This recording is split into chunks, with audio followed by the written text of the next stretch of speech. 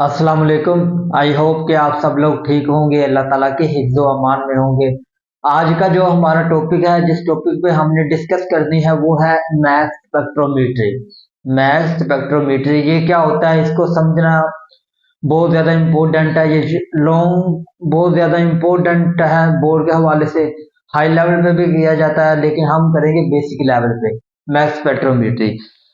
For example isotope आपने पढ़ा था प्रीवियस लेक्चर में। ये था हमारे पास आइसोटोप। इस आइसोटोप का एक एलिमेंट है, इस आइसोटोप का एक एलिमेंट है हमारे पास, और इस एलिमेंट के हमारे पास मुख्तलिफ आइटम हैं। इस एलिमेंट के हमारे पास मुख्तलिफ आइटम है। इसको आइटम 1 का नाम दे दो, इसको आइटम 2 का नाम दे दो। अब ये जो आइटम है एलिमेंट के, इनके रिलेटिव एटॉमिक मास हमने टॉपिक किया था। वहां पे हम किसको यूज करते थे मेजरमेंट करने के लिए? मैस स्पेक्ट्रोमीट्री का। लेकिन अब इस मैस स्पेक्ट्रोमीट्री की टेक्निक को यूज करते हुए हम एलिमेंट के जो एटॉमिक मास है, उसका एलिमेंट के एटॉमिक मास मालूम करेंगे। एलिमेंट के एटॉमिक मास मालूम कर सकते हैं। हमारे पास ऑक्सीजन का था 16 एटॉमिक मास यूनिट, और हाइड्रोजन है हमारे पास 1.008 एटॉमिक मास यूनिट। हम मैस स्पेक्ट्रोमीट्री के यहाँ पे टेक्निक्स यूज करते हैं ऑक्सीजन और हाइड्रोजन का एटॉमिक मास मालूम करने के लिए। तो इसकी डेफिनेशन करते हैं। डेफिनेशन क्या होगी हमारे पास? और ये एक और बात याद रखनी है, ये जो मैस स्पेक्ट्रोमीट्री है, ये वजन के जो मैस स्पेक्ट्रोमीटर किसी भी एलिमेंट का हम वजन करते हैं तो उसके लिए इस्तेमाल होता है। फॉर एग्जांपल इंसान के लिए और तराजू होता है। हम किसी भी एलिमेंट का मैस करना हो, मालूम करना हो, तो और चीज होती है। तो ये लाइब्रेरी में भी पढ़ा होता है, लैब में जाएं तो वहाँ एक तराजू छोटा सा पड़ा होता है, उस पर हम मैस का वजन मालूम कर लेते हैं कि इसका इतना मैस है, इसका इतना मैस है। तो ये मैस के लिए यूज होता है। The mass spectrometer, the mass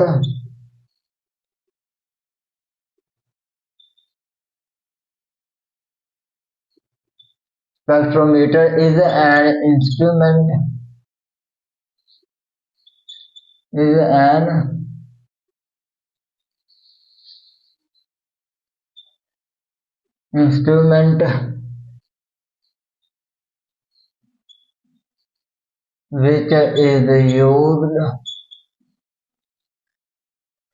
which is used to determine, हम मालूम करते हैं to determine the difference between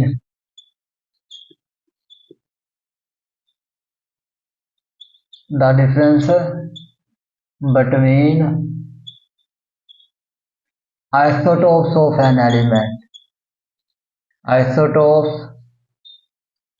of an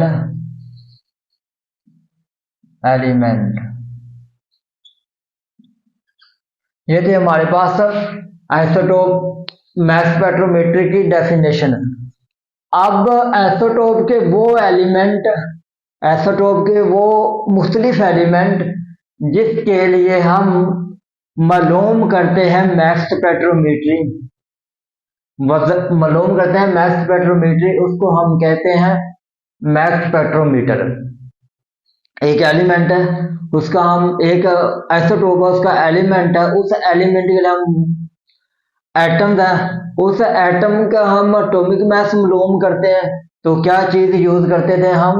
mess spectrometry. अब एलिमेंट के मुख्तलिफ आइसोटोप है, उसको मालूम करते हैं, उनका वजन मालूम करते हैं, तो उसको हम क्या कहते हैं? मैस स्पेक्ट्रोमेट्री कहते हैं। अब ये जो मैस स्पेक्ट्रोमेट्री है, ये किन किन चीजों पे कंसिस्ट करता है और ये पेपर में कैसे पूछा जाता है? तो देखते हैं। पेपर में आपको सवाल पूछा जाएगा, what is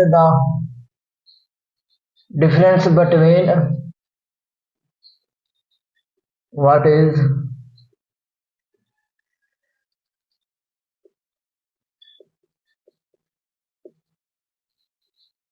difference between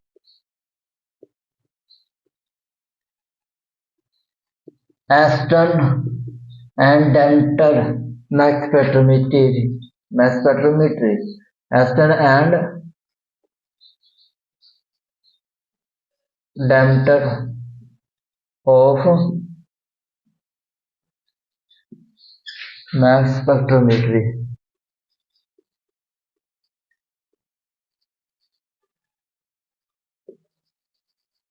mass spectrometry ऐसे सवाल आपसे पूछा जाएगा।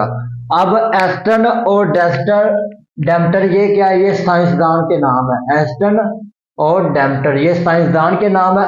अब मैस स्पेक्ट्रोमीटर की डेफिनेशन की, अब हम इसकी करेंगे टाइप्स। इसकी टाइप्स कितनी है?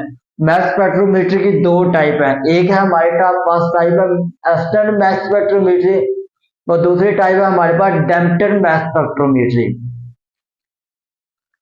इसकी टाइप्स देखते हैं, दो टाइप्स हैं इसकी।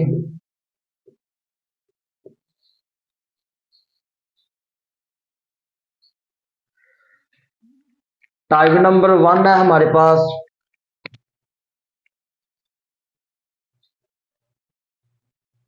Aston mass spectrometer.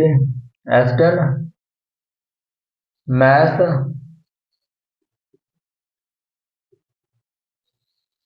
Spectrometry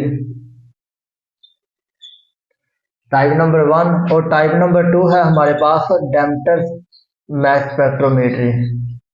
Dempster mess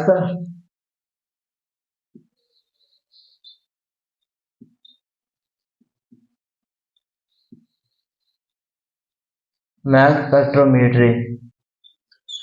ये थे हमारे पास दो टाइप इसकी, एस्टन मैस स्पेक्ट्रोमेट्री और डेम्टर मैस स्पेक्ट्रोमेट्री।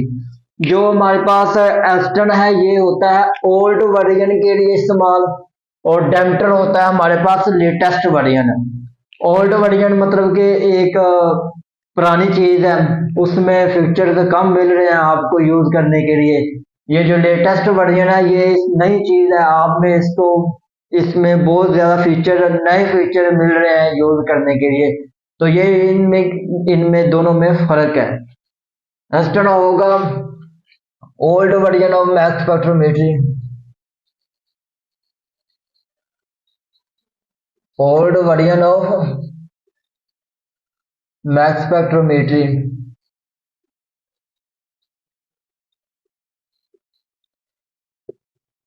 स्पेक्ट्रोमेट्री जबकि डेम्टर होगा latest version of math spectrometry, latest of math spectrometry.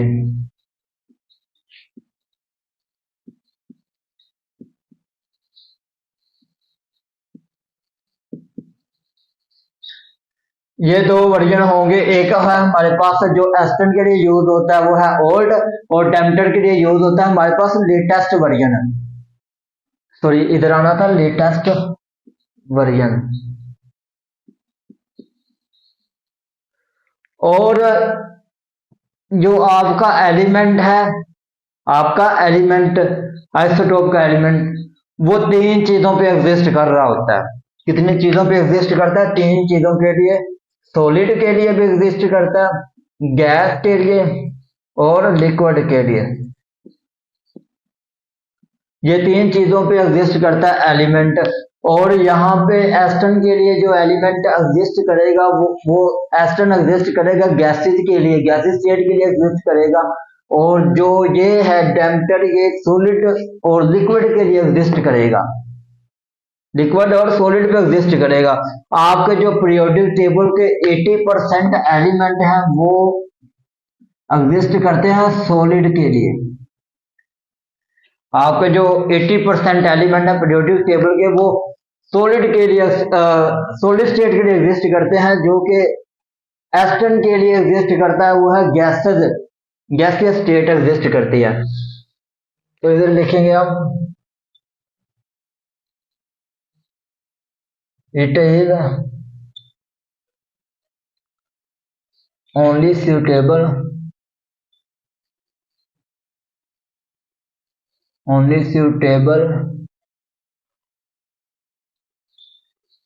of those element which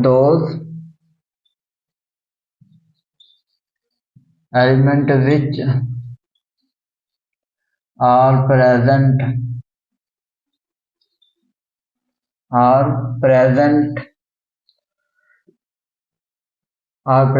of gaseous state।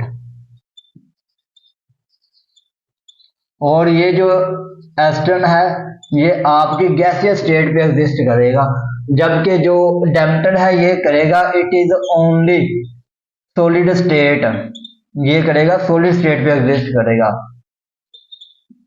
It is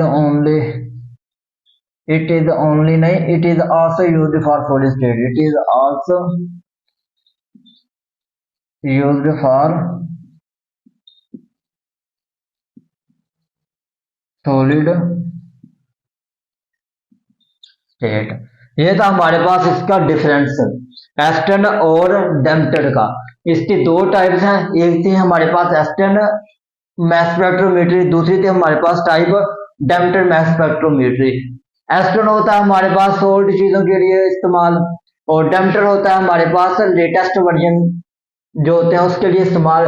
ये solid state पे एग्जिस्ट करता है और ये करता है सिर्फ और सिर्फ गैसेस के लिए स्टेट, गैसेस के ऊपर एग्जिस्ट करता है। लेकिन जबकि 80% जो आपका पीरियोडिक टेबल है उसमें सॉलिड स्टेट पे एग्जिस्ट करता है। तो हम बाद में करेंगे इसके कंपोनेंट जो आपके कंपोनेंट है, यहाँ से सही इंस्ट्रूमेंट शुरू हो रहा है। Component of mess spectrometry,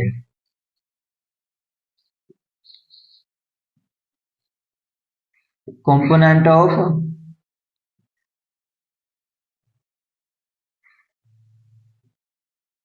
mass spectrometer।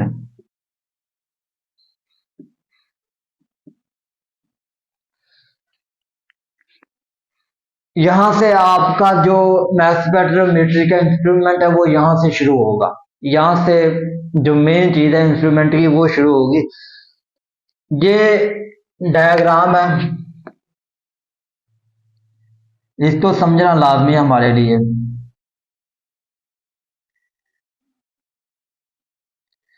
इस डायग्राम में हम किसी भी एलिमेंट का मैस मालूम करते हैं तो एलिमेंट को हम इसके अंदर क्या करते हैं, डालते हैं, किसी भी एलिमेंट का मैस मालूम करने के लिए। यह हमारे पास एक डायग्राम है। अब इस डायग्राम में आपने ये देखना है कि जिस भी एलिमेंट का हमने मैस मालूम करना है उसको इसके अंदर क्या करना है, डालना है। ये हमने एक एलिमेंट डाला मैस मालूम करने के लिए, इसको कहेंगे इनलेट ऑफ सैंपल। अब ये जो एलिमेंट आपने इसके अंदर डाला था मैस मालूम करने के लिए, लेकिन यहाँ पे लगे होते हैं दो चैम्बर, आयोनाइजेशन चैम्बर। आपको पता होना चाहिए जो आयोनाइजेशन चैम्बर है ये इसमें आयंस बनते हैं, आयोनाइजेशन चैम्बर में क्या बनते हैं, आयंस बनते हैं। और यहाँ पे एक हमारे पास फिलामेंट लगा होता है, फिलामेंट को नेगेटिव टर्मिनल से जोड़ा होता है, और यहाँ पे बैटरी के ऊपर एक प्लेट लगी हुई है, यहाँ पे एक प्लेट लगी हुई है, इसको मैंने किसके साथ जोड़ा, पॉजिटिव टर्मिनल के साथ जोड़ा होता है। फिलामेंट होता है वो जब एक 100 वाट का बल्ब है उसके अंदर छोटे से स्प्रिंग लगे होते हैं, जब आप उसको ऑन करते हैं तो वो जो स्प्रिंग होते हैं ना वो उस तरह का है ये फिलामेंट। ये फिलामेंट लगा हुआ है और ये पॉजिटिव टर्मिनल के साथ अटैच है, ये नेगेटिव टर्मिनल के साथ अटैच है। ये कैथोड है, ये एनोड है। अब जो आपके कैथोड से इलेक्ट्रॉन तो हमेशा कैथोड इलेक्ट्रॉन बनाता है, और एनोड के पास जब इलेक्ट्रॉन आएंगे कैथोड इलेक्ट्रॉन बनाएगा और एनोड इलेक्ट्रॉन को कैप्चर कर देगा। ये इलेक्ट्रॉन बन रहे हैं और ये नीचे आएंगे, ये इसको क्या करेगा, कैप्चर कर लेगा। और जब ये इसको पकड़ लेगा तो यहाँ पे जो हमने एक सैंपल डाला था मैथ को मालूम करने के लिए, तो यहाँ पे कुछ यो एटम आएंगे, एटम हमारे पास। और जैसे ये इलेक्ट्रॉन नीचे गिरेंगे तो इनके ऊपर लगेंगे, कुछ इलेक्ट्रॉन इधर चले जाएंगे, कुछ इलेक्ट्रॉन इधर चले जाएंगे। मैं आपको एक खड़ा करके दिखा देता हूं।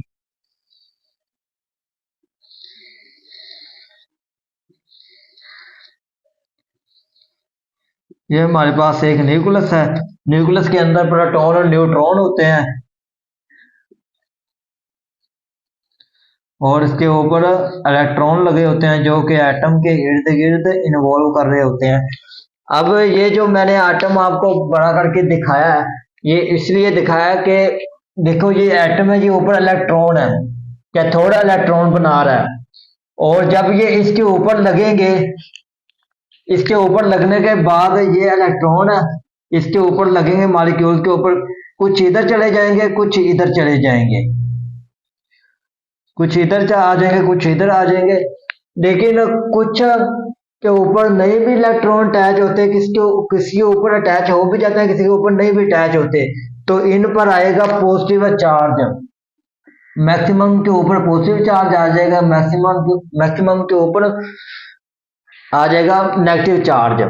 जो पॉजिटिव चार्ज होता है, अब ये जो इलेक्ट्रॉन आए हैं इनके साथ अटैच होंगे, तो लेकिन यहाँ पे एक जाली लगी हुई होती है, इसको हम जाली को नाम दे देते हैं एक्सेलरेटेड इलेक्ट्रोड का नाम है। एक रूनुमा जाली लगी हुई है ब्रेक सी, ये ब्रेक से जाली लगी हुई है, इसको नेगेटिव टर्मिनल के साथ जोड़ दिया जाता है, और इसको नाम दे देते हैं एक्सेलरेटिंग इलेक्ट्रोड, एक्सेलरेटिंग इलेक्ट्रोड का नाम दिया जाता है। फॉर एग्जाम्पल एक बाइक आ रही है स्पीड से, और ये जो एक्सेलरेटिंग इलेक्ट्रोड है ये स्पीड को तेज करने के लिए होती है। ये इलेक्ट्रोड, एक बाइक आ रही है स्पीड से, आपने उसको रोकना है, जब आप उसको रोकोगे तो आपको भी फोर्स लगेगी, आप भी दौड़ जाओगे।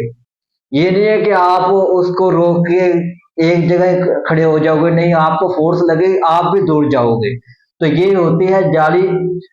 जब इलेक्ट्रॉन यहाँ से एटम के ऊपर लगेंगे तो कुछ मॉलिक्यूल इधर चले जाएंगे, कुछ इधर चले जाएंगे, लेकिन जो इलेक्ट्रॉन्स हैं वो यहाँ पे जब अटैच होंगे तो इसके साथ चिपक नहीं जाएंगे, क्रॉस कर जाएंगे, इस जाली को क्रॉस करेंगे। ये बड़ी तेजी से आते हैं, इसके साथ चिपकेंगे नहीं, इसके साथ चिपकेंगे कभी भी नहीं, क्योंकि ये इलेक्ट्रॉन है। इलेक्ट्रॉन और एटम के दरमियान हमेशा पॉजिटिव चार्ज होता है, इलेक्ट्रॉन के ऊपर पॉजिटिव चार्ज होता है और एटम के ऊपर भी पॉजिटिव चार्ज लगाया जाता है। और ये जब गुजरेंगे आपस इस जाली से तो आगे दो हमारे पास लगे हुए होते हैं इलेक्ट्रोड, ये दो इलेक्ट्रोड लगे होते हैं, और इसमें एक ब्रीक सा सुराख है। और जब ये इलेक्ट्रॉन गुजरेंगे यहां से जाली से तो इसके साथ जब लगेंगे रुक जाएंगे। कुछ होंगे एटम जो इसके सीधा बिल्कुल होंगे, इसके इस सुराख से बिल्कुल सीधा होंगे, वो गुजरेंगे यहां से। जो इसके बिल्कुल सीधा होंगे वो यहां से गुजरेंगे, जो इधर होंगे या उधर होंगे वो कभी नहीं गुजरेंगे, वो कभी नहीं गुजरेंगे। और जब ये गुजरेंगे तो इन पर पॉजिटिव चार्ज होगा। कौन सा चार्ज होगा? पॉजिटिव चार्ज होगा। और यहाँ पे एक लगा होता है मैग्नेट, यहाँ पे एक मैग्नेट लगा हुआ होता है और यहाँ पे भी एक मैग्नेट लगा हुआ है। और ये मैग्नेट ऐसे नहीं लगे हुए होते, ये मैग्नेट ऐसे लगे हुए होते हैं, ये आपको बस समझाने के लिए है।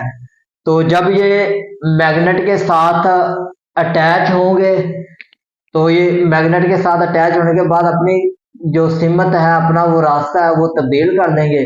और जब यह रास्ता तब्दील करेंगे तो यहाँ पे एक लगा होता है इलेक्ट्रोड, सॉरी इलेक्ट्रोड नहीं लगा हुआ, डिटेक्टर लगा हुआ होता है, डिटेक्टर लगा है।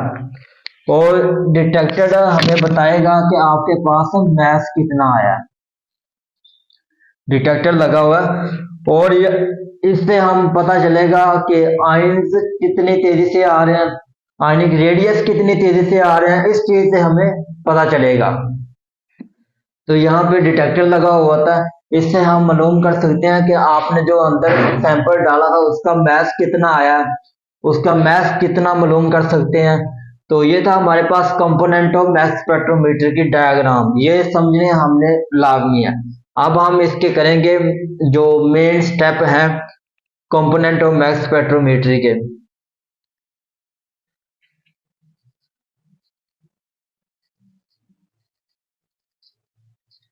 The mess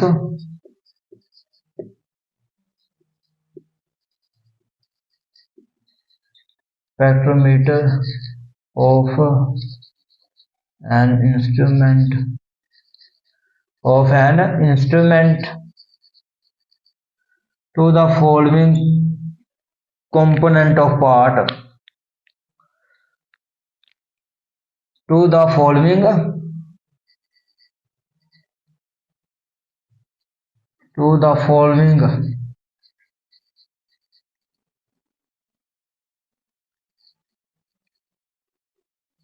component of parts।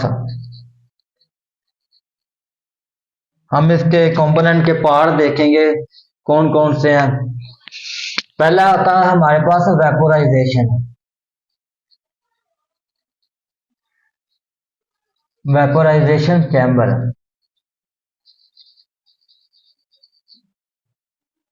PHBER chamber.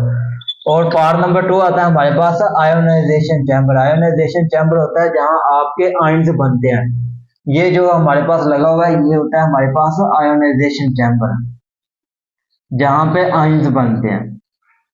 Ionisation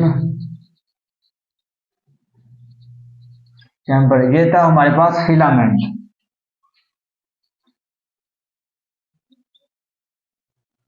filament ये है हमारे पास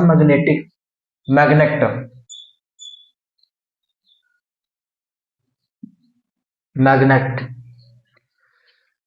तो आयोनाइजेशन चैम्बर जहां पे हमारे आयंस बनते हैं, आयोनाइजेशन। और एक है हमारे पास मैग्नेटिक फील्ड, मैग्नेटिक फील्ड। और एक है इलेक्ट्रिक फील्ड। और इन दोनों को हम मैस एनालाइजर भी कहते हैं, मैस एनालाइजर, इनको हम मैस एनालाइजर भी कहते हैं, मैस एनालाइजर। और एक है हमारे पास डिटेक्टर, जहां पे हमें पता चलता है कि आपका मैस कितना आया है। और एक है रिकॉर्ड डाटा या डाटा रिकॉर्डेड डाटा। एक है हमारे पास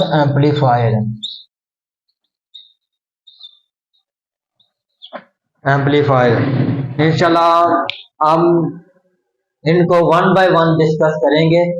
जो हमारे पास कंपोनेंट आए हैं इसके मैस स्पेक्ट्रोमीटर पे, vaporization chamber, ionization chamber, electric field, magnetic field, amplifier, recorded data और डिटेक्टर।